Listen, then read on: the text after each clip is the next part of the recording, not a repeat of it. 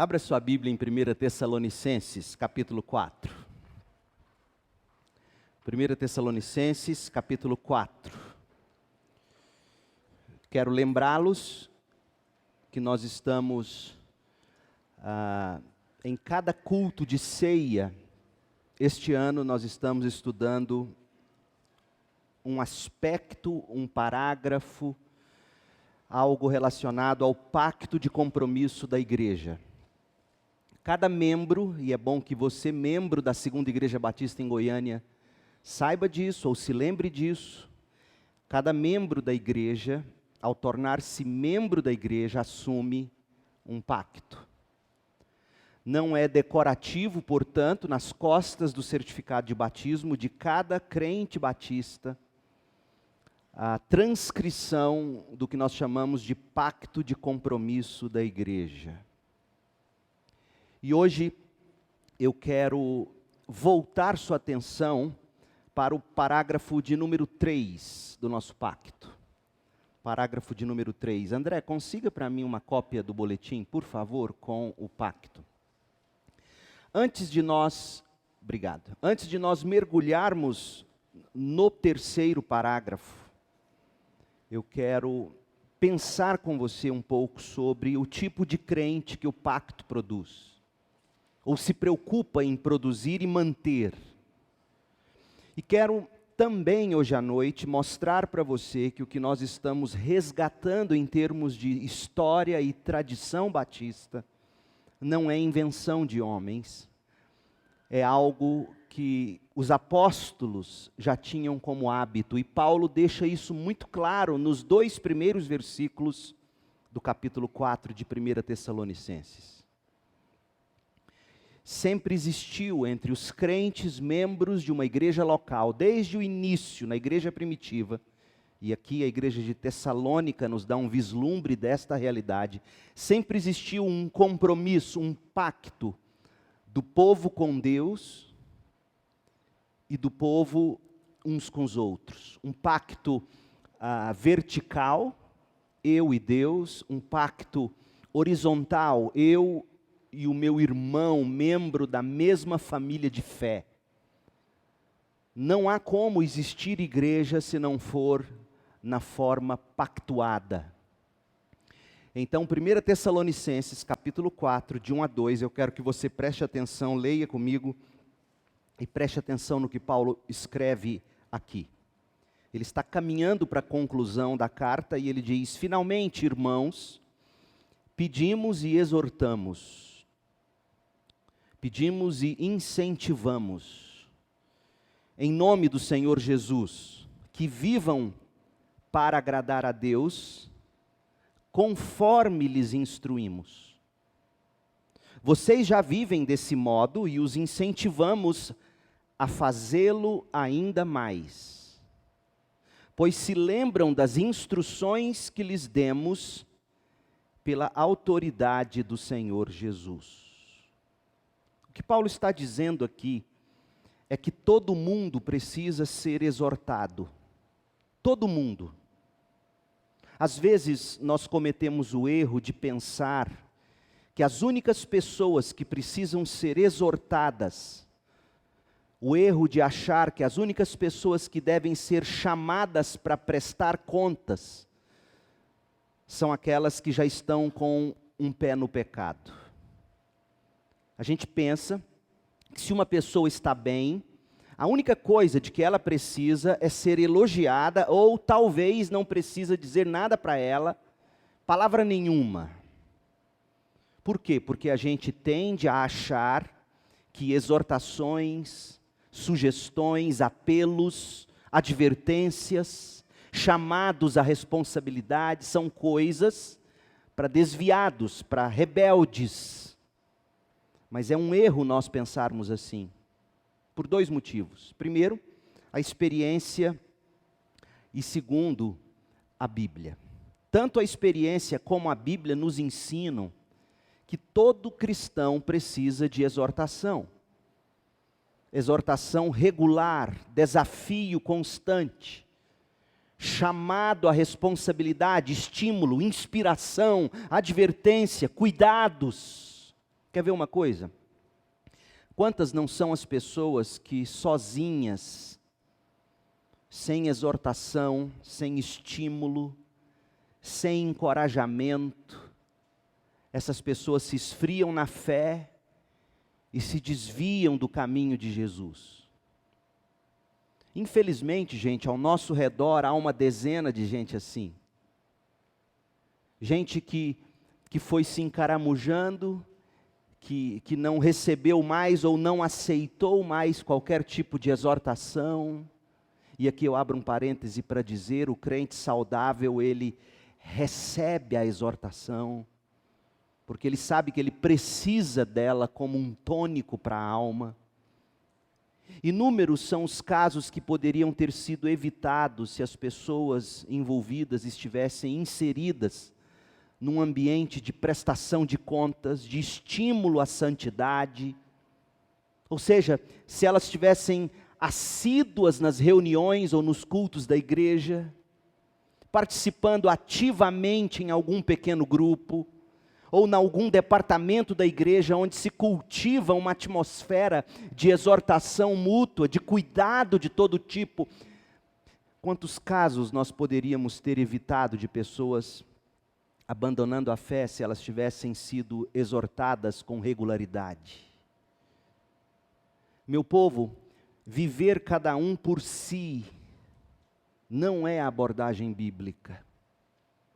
Não há no Novo Testamento nenhum ensino que diga que você é dono do seu próprio nariz e que, portanto, pode viver do jeito que você acha que deve.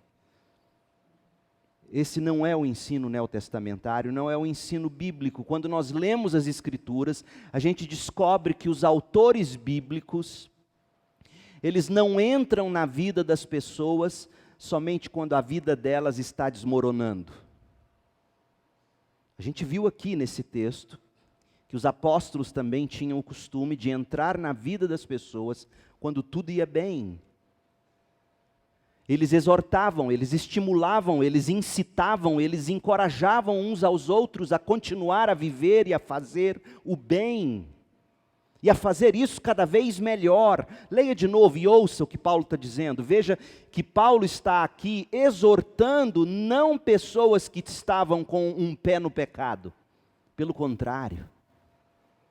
Paulo está nos ensinando que necessário é que nós exortemos, inclusive, quem vai muito bem, obrigado. Olha o que ele diz. Finalmente, irmãos, pedimos e exortamos em nome do Senhor Jesus, que vivam para agradar a Deus conforme lhes instruímos. Vocês já vivem desse modo. Então, para que exortar, Paulo? Porque é necessário a exortação. E os incentivamos a fazer ainda mais do que vocês já fazem. Observe a frase, vocês já vivem desse modo, vocês já vivem agradando a Deus, conforme Paulo e os apóstolos haviam instruído. Vocês já vivem desse modo. Agora, veja que a frase é seguida do complemento, e eu os incentivo a fazer ainda mais. É muito claro, não poderia ser mais claro. Logo, nós podemos concluir que a exortação de Paulo não era motivada principalmente por ouvir que a igreja estava falhando ou vivendo com um pé no pecado. Não, o apóstolo foi estimulado a exortá-los porque ele cria que mesmo as igrejas bem-sucedidas, mesmo os crentes bem-sucedidos na caminhada espiritual, eles precisam sempre de exortação, de estímulo, de incentivo, de perseverança, crendo sempre que é possível fazer mais e melhor. Paulo repete isso aqui no mesmo capítulo, versículo 9 agora, leia. Leia como Paulo exorta esses irmãos a progredirem ainda mais. Ele diz no verso 9, não precisamos lhes escrever sobre a importância do amor fraternal. Eu não preciso escrever sobre isso. Pois o próprio Deus os ensinou a amarem uns aos outros. Olha que coisa importante. De fato, verso 10, Vocês já demonstram amor por todos os irmãos em toda a Macedônia. Assim, e ainda assim, irmãos, exortamos que os amem ainda mais. Paulo é contundente aqui, ainda mais. Porque todo mundo precisa de exortação. Mesmo quando alguém parece estar em comunhão íntima com Deus, podendo-se dizer até que a pessoa foi ensinada pelo próprio Deus e não pelo homem, como Paulo diz aqui, mesmo que a pessoa arrogue para si o privilégio de poder dizer, Deus mesmo me ensinou isso pelo seu Espírito. E mesmo quando ela está praticando o amor de uma maneira, como estava aqui os Tessalonicenses, de uma maneira ilimitada, ampla, expansiva, nós jamais podemos pensar que não há utilidade na exortação, no estímulo, na inspiração, na motivação e no chamado à responsabilidade para qualquer pessoa. Ouça, o reino dos céus é dos humildes, é dos pobres em espírito. Nem os tessalonicenses, que só podiam receber elogios, nem a eles Paulo poupou exortações, porque Paulo sabe que todo mundo precisa ser estimulado a progredir ainda mais. E é triste quando a gente observa pessoas, membros, geralmente os mais velhos, antigos de igreja, não aceitam a menor exortação ou estímulo. Quem é você? Você paga minhas contas?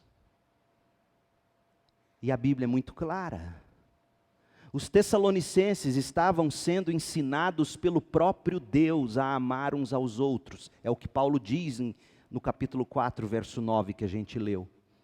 E o amor deles estava sendo estendido bem além da própria comunidade deles, estava sendo derramado desse amor sobre os crentes da região toda da Macedônia, diz o verso 10. E no entanto, Paulo escreveu, ainda assim, irmãos, exortamos que vocês amem ainda mais. Então, recapitulando, verso 1, Paulo diz, vocês estão andando de uma maneira que agrada a Deus, mas eu exorto, supere ainda mais. Verso 10, Paulo diz, vocês estão amando como Deus lhes ensinou, mas eu lhes exorto, supere ainda mais a forma de amar. Portanto, meu povo, não é verdade que as únicas pessoas que vão se beneficiar de exortações, de chamados à responsabilidade, são aquelas que já estão com o pé no pecado. Longe disso. A exortação é algo que se espera que cada um de nós exerça. Exortação, não no sentido de bronca que destrói, mas no sentido que encoraja a melhorar. Exortação, encorajamento, chamado à responsabilidade. Olha Hebreus capítulo 3, versos 12 e 13. Abrem Hebreus 3, versos 12 e 13, porque aqui nesses dois versículos a gente vê essa verdade ainda de forma mais explícita. Portanto, irmãos, o autor de Hebreus está escrevendo para crentes. Portanto, irmãos, cuidem, sejam preventivos. E eu abro um parênteses para dizer que uma das maneiras de sermos preventivos é exortando, é nunca parando de exortar. Portanto, irmãos, cuidem para que nenhum de vocês tenha coração perverso e incrédulo que os desvie do Deus vivo. Gente, é assustador isso daqui, preste atenção.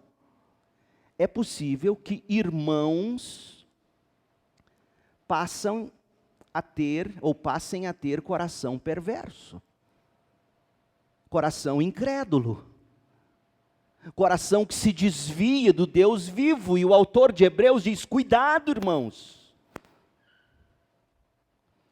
Como nós podemos tomar cuidado?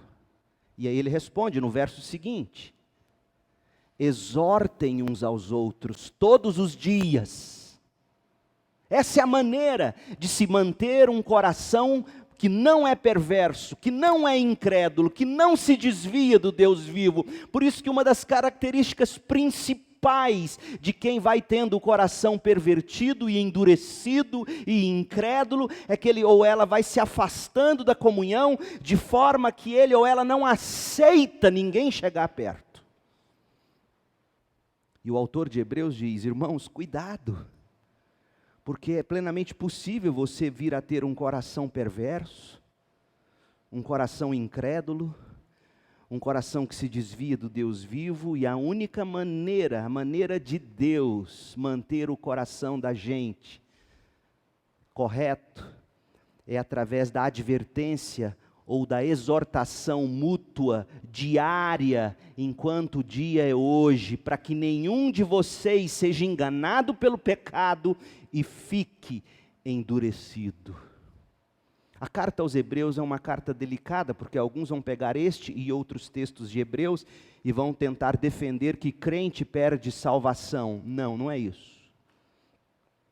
O que Hebreus nos mostra, e você tem que ler a carta com esses olhos e você vai entender o que eu estou te dizendo.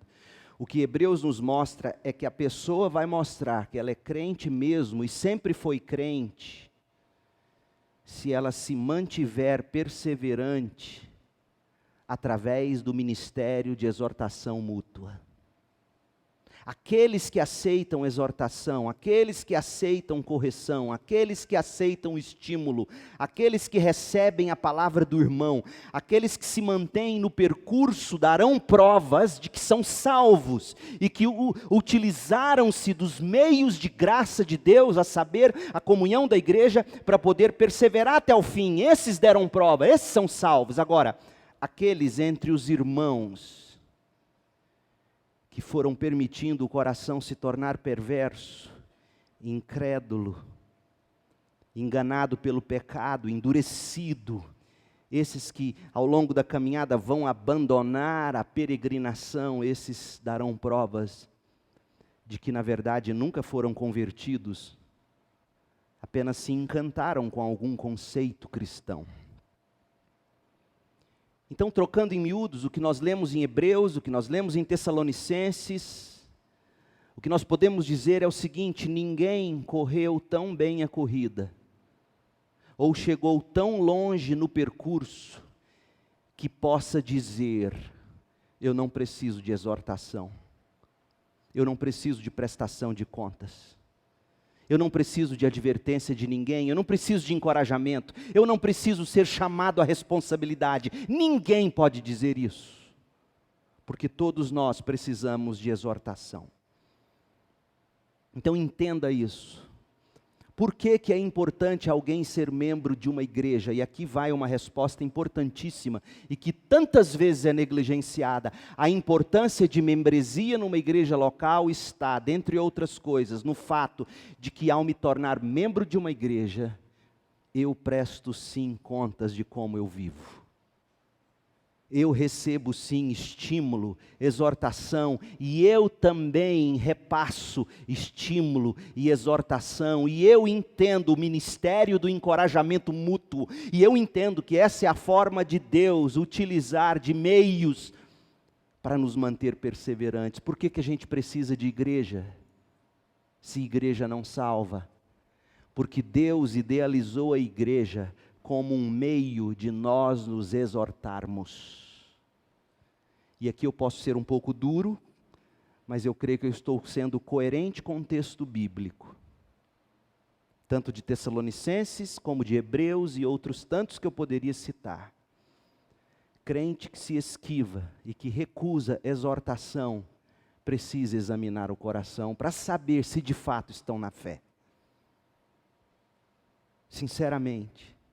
Porque ninguém, nenhum de nós, nenhum pastor, preparando-me para essa mensagem, eu li John Piper contando, na década de 90, de um pastor de uma grande igreja em Los Angeles, que depois de 30 anos de ministério pastoral, foi pego em adultério. Ninguém correu longe o bastante na corrida, ninguém chegou longe o bastante, ninguém correu bem o bastante para poder dizer: eu não preciso que ninguém me exorte. Aliás, eu prefiro que nem cheguem perto.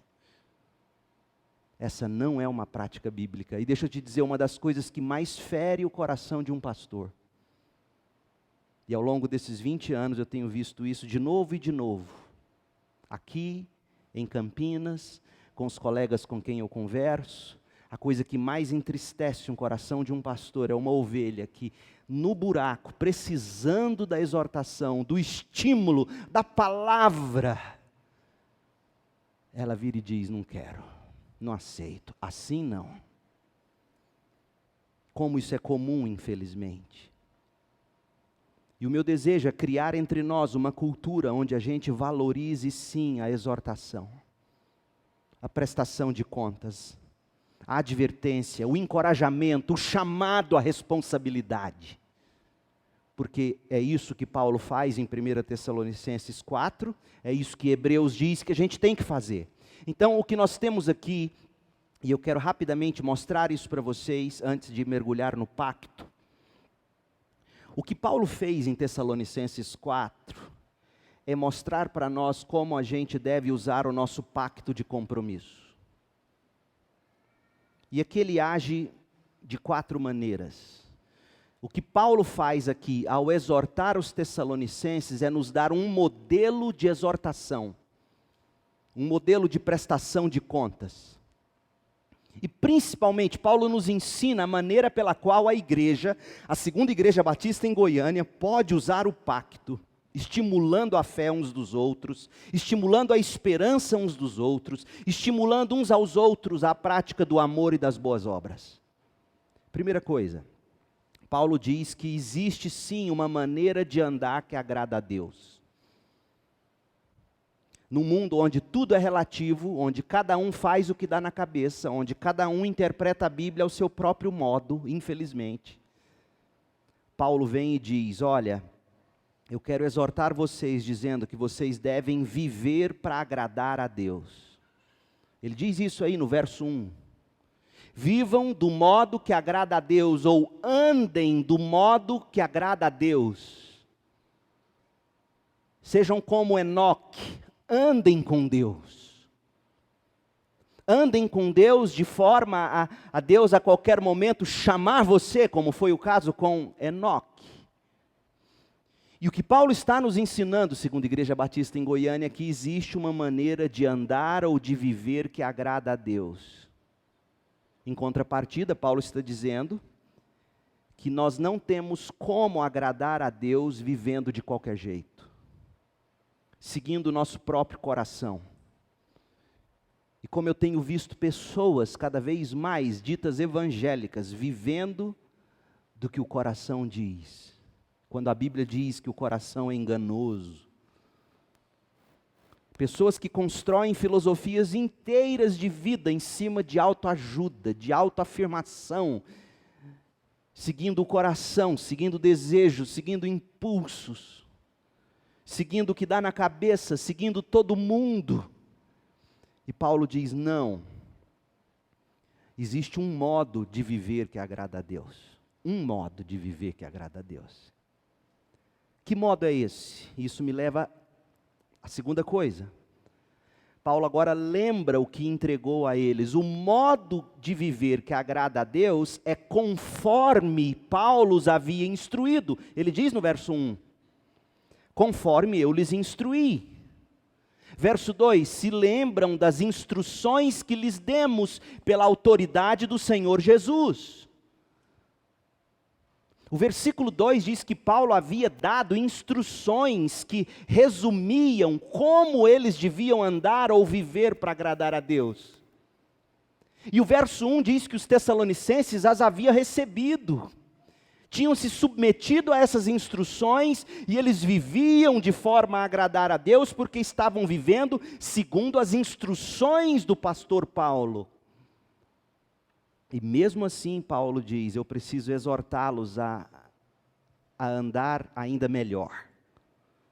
Outra maneira de nós colocarmos isto é dizer que aqueles crentes foram chamados por Deus para a nova aliança. Eles estavam cumprindo a nova aliança. Como que a gente A linguagem, talvez você não percebeu isso, infelizmente, mas deixa eu te mostrar. A linguagem da nova aliança que Paulo usa, está no verso 9. Vocês se lembram dos profetas que dizem que na nova aliança o Senhor gravaria a lei no nosso coração? Lembra disso? Causaria em nós a vontade de fazer a lei de Deus cumprir. E o que a gente celebra na ceia, toda vez que celebramos a ceia, é o sangue da nova aliança, dessa aliança que cravou em nós, não apenas nos salvou, mas está nos santificando na medida em que vai cravando em nós a palavra de Deus e vai gerando em nós amor pela palavra e desejo de viver a palavra. Deus vai nos ensinando a palavra, é esse o significado da nova aliança. E Paulo fala isso no verso 9, quando ele diz que o próprio Deus havia ensinado eles a amar uns aos outros. E agora você precisa fazer um exercício de raciocínio. Como é que o próprio Deus havia ensinado eles? Através do ministério de Paulo. Através do ministério dos apóstolos. Na medida em que Paulo os instruía, na medida em que Paulo a eles pregava, na medida em que Paulo os ensinava, Deus mesmo, com o Espírito de Deus, ia ensinando o coração deles, ia cravando no coração deles a lei. E eles então iam colocando em prática. O que Paulo tinha feito era ensinar, era exortar, era estimular. E o Espírito de Deus pegava aquela palavra e transformava aquilo em verdade poderosa no coração deles. E eles então andavam do modo que agrada a Deus. Então existe um modo de agradar a Deus. Esse modo de agradar a Deus nos vem segundo o ensino empoderado pelo Espírito de Deus. Terceiro, com base nisso, Paulo faz duas coisas. O verso 1 começa com dois verbos-chave. Olha o verso 1. Finalmente, irmãos, Paulo diz duas coisas na forma de verbos. Pedimos e exortamos. Essa é a linguagem, é isto que Deus espera que façamos uns aos outros aqui na Segunda Igreja Batista em Goiânia. Nós temos que ser imitadores de Paulo, assim como Paulo foi imitador de Jesus Cristo. E uma das coisas que Paulo faz enquanto cristão era pedir e exortar aqueles irmãos a andarem conforme ele os havia ensinado, porque se eles andassem conforme ele havia os ensinado e o Espírito havia testificado, eles viveriam ou andariam do modo que agrada a Deus. Então Paulo está dizendo, existe uma maneira de agradar a Deus. Essa maneira nos é expressa pelos ensinos dos apóstolos e profetas. Nos é ensinada pelos pastores, mestres que a igreja tem. O Espírito de Deus pega esse ensino, traduz isso como verdade absoluta no nosso coração, causa em nós não apenas a compreensão, mas também a paixão pela verdade e o desejo de viver. E aí o que se espera de nós é que a gente peça e exorte um ao outro a andar do jeito que agrada a Deus. Então uma palavra, por exemplo, aos jovens. E aqui eles sabem do amor que eu tenho por eles. São como filhos para mim. Mexer com eles é mexer comigo. A gente vê um dos nossos pisando na bola, é nosso papel cristão, amoroso, ir lá e pedir e exortar, dizendo, seria esse o modo de viver que agrada a Deus? Juventude, não brinque com fogo. Povo de Deus, não brinque com fogo, queira a exortação, queira o pedido do irmão que chega na forma do amor de Deus e que nem sempre a correção chega agradável. Você já viu alguma criança apanhar dizendo, mais um pouco, só se ela for cínica? E eu me lembro uma vez dando uma dessas no Samuel, ele com a fralda. E eu, e ele tranquilo, eu falei, gente, o que está acontecendo? E tranquilo, eu falei, é a fralda, já sei, tirei, aí a chinela comeu bem. Então, quando vem a exortação, nem sempre a gente gosta, Mas o exercício que a gente tem que fazer na hora é o seguinte: Deus, espera aí. É verdade. Por mais que eu não goste de ser contrariado, e eu já vi pessoas perder amigos, porque em amor tentaram dizer verdades. E deixa eu te dizer uma coisa, gente assim nunca foi seu amigo. Gente que emburra com você, porque você tentou em amor ajudar, nunca foi seu amigo. Porque o amigo reconhece a ferida que o irmão às vezes precisa causar para poder nos sarar. Assim como um pai, assim como uma mãe que ama o filho, precisa dizer as verdades, mesmo que doa mais nele. E geralmente, eu costumo dizer o seguinte: você quer saber se a correção que você está dando para o seu filho está certa? Não é que você vai ter remorso, porque se você tem remorso é sinal de que você errou na dose. Mas se dói em você, é sinal de que está certo. Porque o amor que corrige sofre. Paulo chama isso de dores de parto, até ver Cristo sendo formado em vós. Então, meu povo, é Paulo que está dizendo, existe uma maneira correta de viver, que nos é explícita através do ensino da palavra, e que, portanto, o que se requer de cada crente é que a gente peça e exorte uns aos outros a viver do modo digno e que agrada a Deus. Então, que entre nós, os membros da CIB, não seja escandaloso a mútua exortação, que seja sim um escândalo a gente saber que o André, por exemplo, não aceitou a admoestação, a exortação do Vinícius, que tentou ajudá-lo, recuperando ele para o caminho de volta. Que o escândalo seja um de nós dizer: não, ninguém tem direito, porque esse é o escândalo. Paulo está dizendo, aí você pode dizer assim: poxa, mas Paulo podia pedir e exortar, ele era o apóstolo. Sim, mas você precisa conhecer o Novo Testamento e ver em outros textos que Paulo encorajou a igreja a fazer isso uns aos outros. Você precisa se lembrar de Hebreus 3, que a gente acabou de ler, onde o autor diz: exortem uns aos outros. Meu povo, parar de pecar enquanto a gente viver de cá do céu, a gente não vai conseguir, infelizmente. Mas nós não podemos deixar um ao outro viver pecando confortavelmente. Seria a nossa desgraça. O pecado ainda tem que ser algo constrangedor para nós. Porque no momento em que viver do jeito que meu coração quer, como a minha cabeça acha que tem que ser, como todo mundo faz, e não me incomoda mais os princípios e as verdades do Evangelho, é sinal de que você já está longe há muito tempo. E é preciso cair em si como filho pródigo e voltar para o Pai, antes que seja tarde demais. E a última observação, Paulo diz aqui, qual é o objetivo dessa exortação? O objetivo dessa exortação não é nos entregar uma longa lista de novos mandamentos.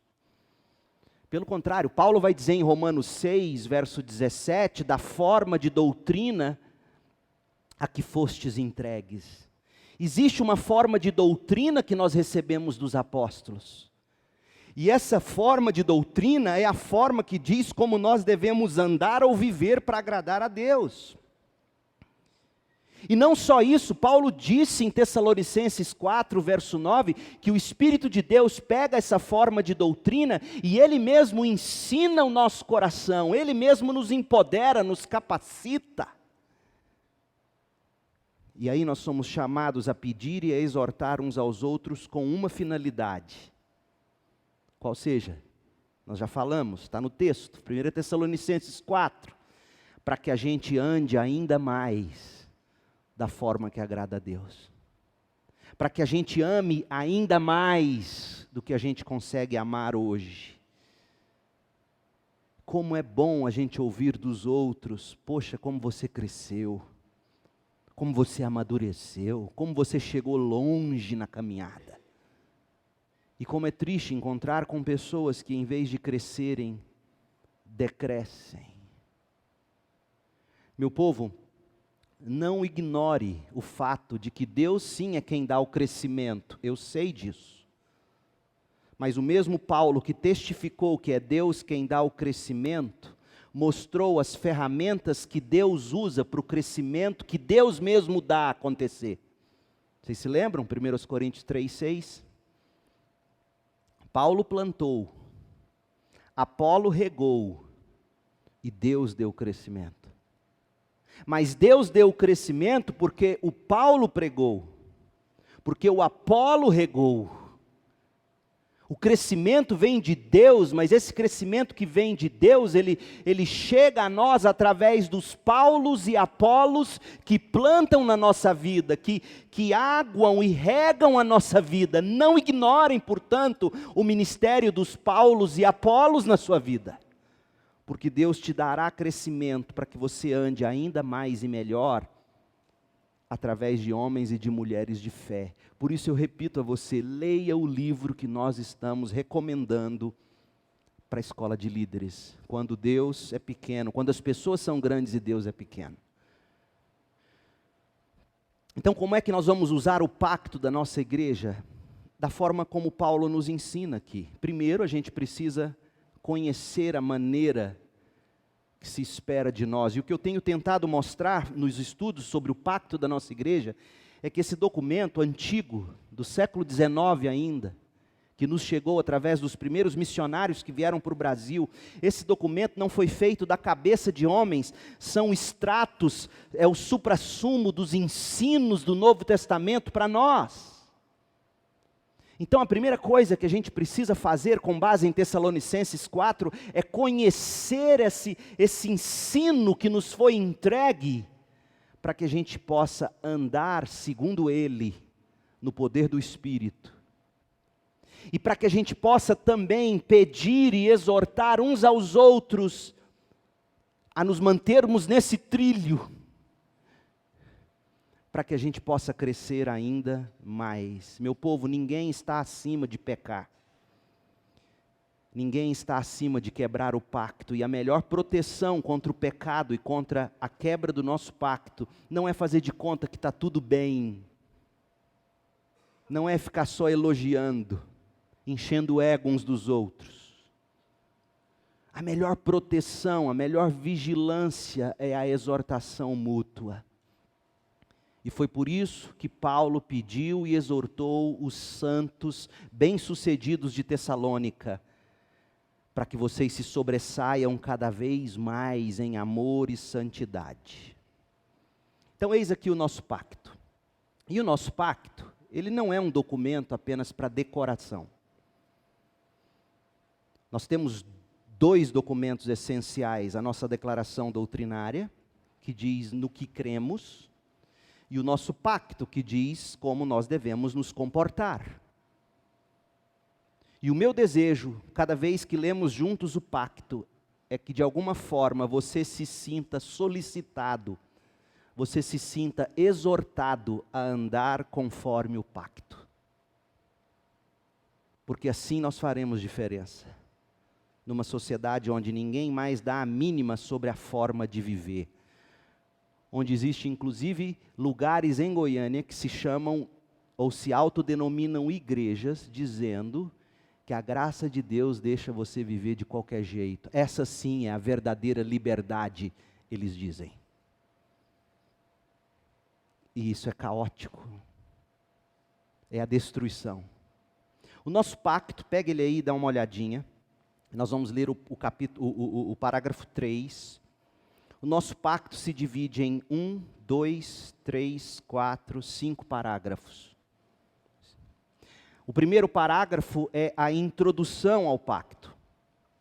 Trata de como Deus nos une a Ele, através de Jesus, e de como nós nos unimos na igreja e uns com os outros. O segundo parágrafo fala da vida da igreja, como é que a gente tem que viver coletivamente, o que se espera do corpo chamado igreja. O terceiro parágrafo, que é o que vamos ler agora, é sobre a vida do crente. Como é que eu e você temos que viver individualmente. O parágrafo 4 fala do cuidado que a gente tem que ter uns com os outros. Como nós devemos servir uns aos outros.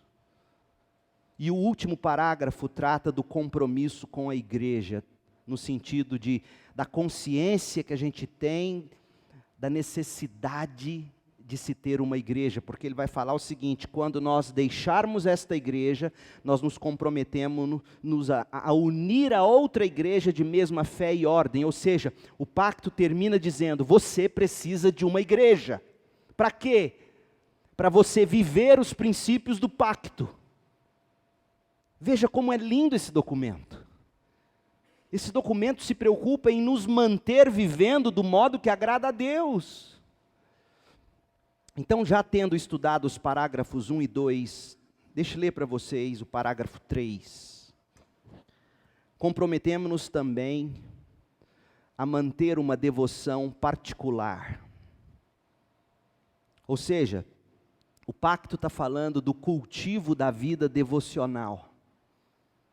O pacto reconhece que o crente tem que ter um momento a sós com Deus diariamente, lendo a Bíblia, orando a Bíblia, orando as Escrituras, orando o pacto, fazendo desse pacto uma pauta de oração para a sua vida. Pastor, às vezes eu não tenho assunto para falar com Deus. Use o pacto, comece a orar. Linha a linha, vai falando esse pacto para a sua alma e deixe sua alma voltar esse pacto para Deus em oração. Peça por você, peça pelo seu esposo, pela sua esposa, à luz do pacto. Peça pelos filhos, peça pela igreja, peça pelo pastor ou pelos pastores. Peça uns pelos outros. Cultive uma vida devocional, mantenha uma devoção particular. É isso que se espera de todo crente. Porque toda a erosão espiritual começa na negligência desse ponto. É um vazamento que ninguém vê, mas está lá vazando e comendo as estruturas. E quando se dá conta, a coisa toda desmorona e se fosse possível fazer uma análise da tragédia, você poderia concluir, tudo começou porque deixou-se de lado a devoção particular. Segunda coisa que o pacto vai dizer nesse parágrafo é que a gente tem que condenar a escravidão do pecado. Comprometemos-nos também a evitar e condenar todos os vícios. Todos os vícios, todos. Comer além da conta, beber além da conta, substâncias que nos escravizam. Nós nos preocupamos sim com os vícios que destroem o corpo. E crente é bom em condenar bebida alcoólica e ótimo em comer além do que precisa, o que também é pecado. Então, o vício de comer além do que se precisa comer, o vício de beber além do que se deve beber. Há a preocupação, veja que o pacto não condena, não fala da abstinência como um todo, mas fala do cuidado e da condenação devida ao vício, à dependência, que não vem, uma dependência onde a gente busca naquilo a alegria que deveria vir do Espírito. Então, cultivar a vida devocional, condenar a escravidão do pecado. Em terceiro lugar, cuidar da vida espiritual da família. Comprometemos-nos também a educar religiosamente nossos filhos. Sim, nossos filhos precisam de pais e mães que sejam amigos, é verdade. Mas antes de eu ser um chapa para o Samuel e para a Isabela, eu sou pai. E como pai, a minha obrigação é apontar o caminho da cruz. É modelar o viver de Jesus. É mesmo quando eu erro, e olha que eu erro muito. eu reconheço, eu me arrependo, eu peço perdão a Deus e a eles.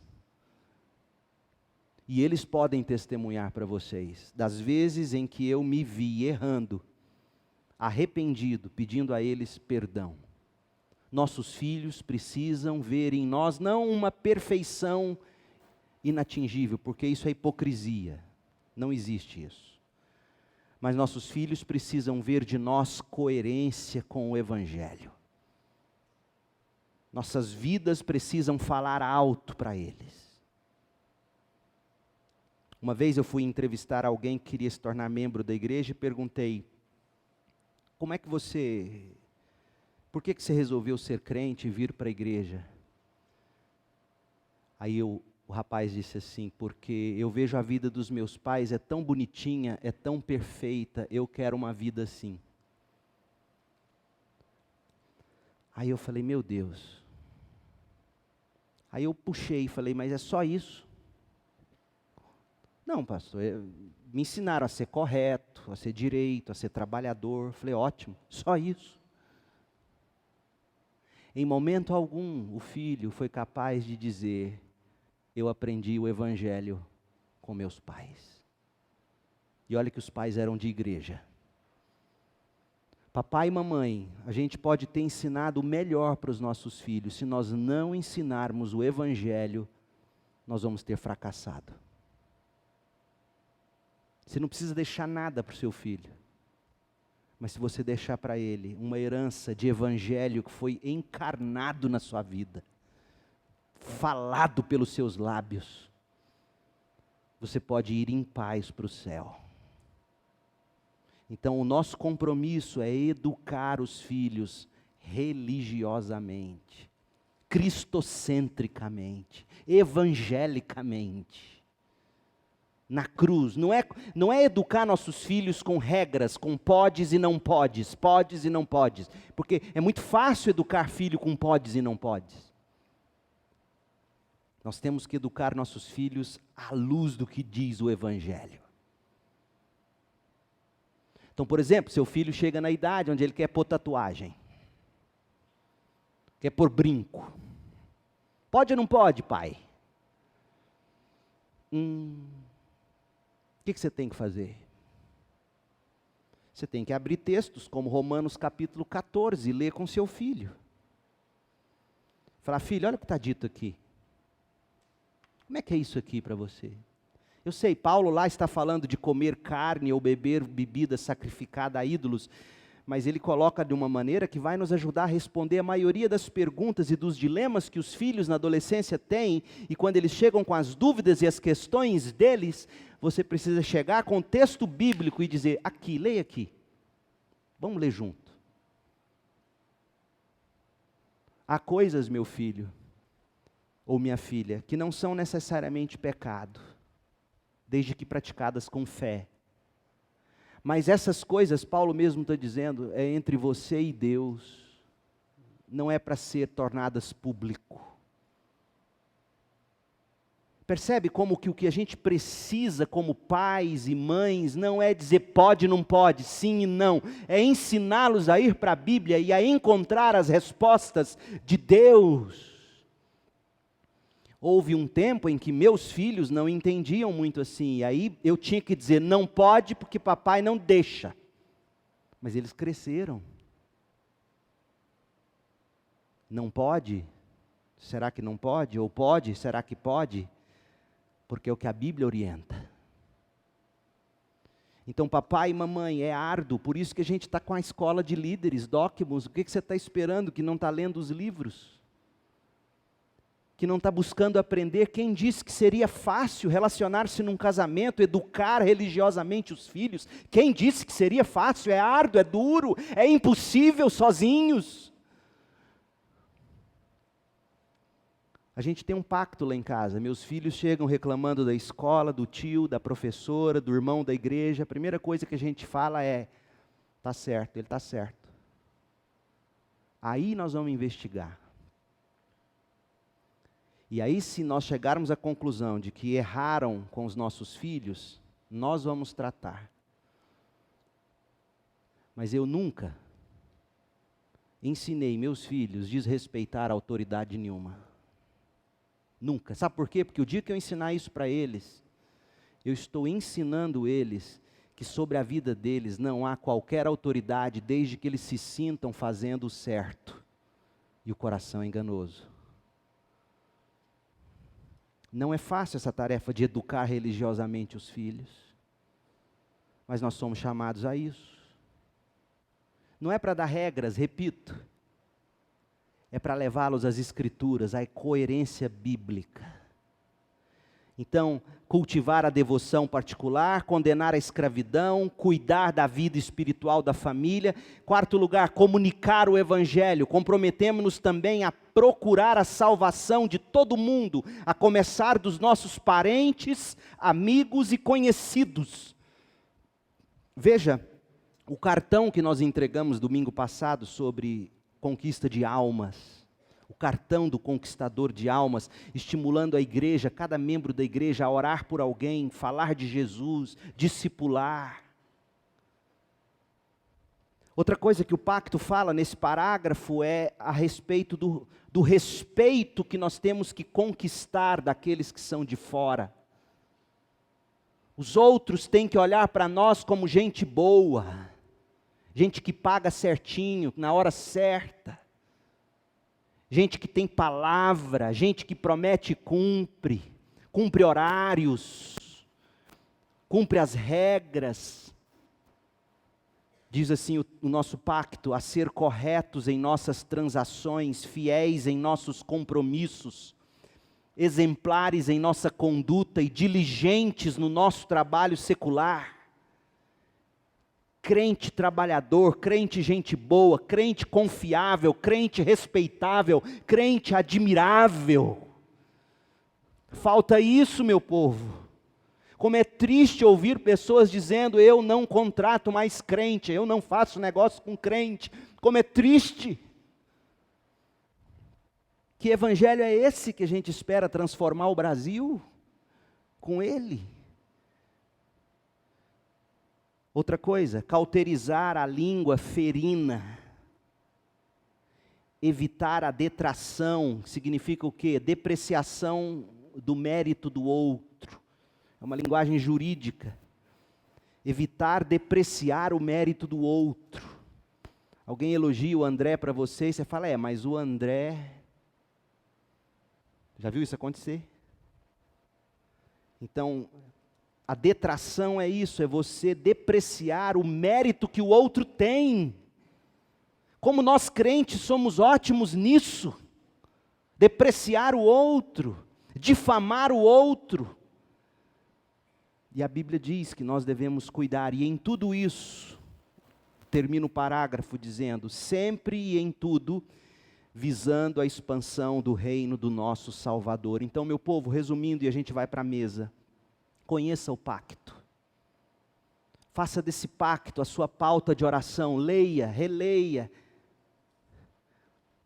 reafirme esse pacto para você mesmo e diante de Deus, peça e exorte uns aos outros, nos termos desse pacto, ajude um ao outro, e viva para fazer ainda mais.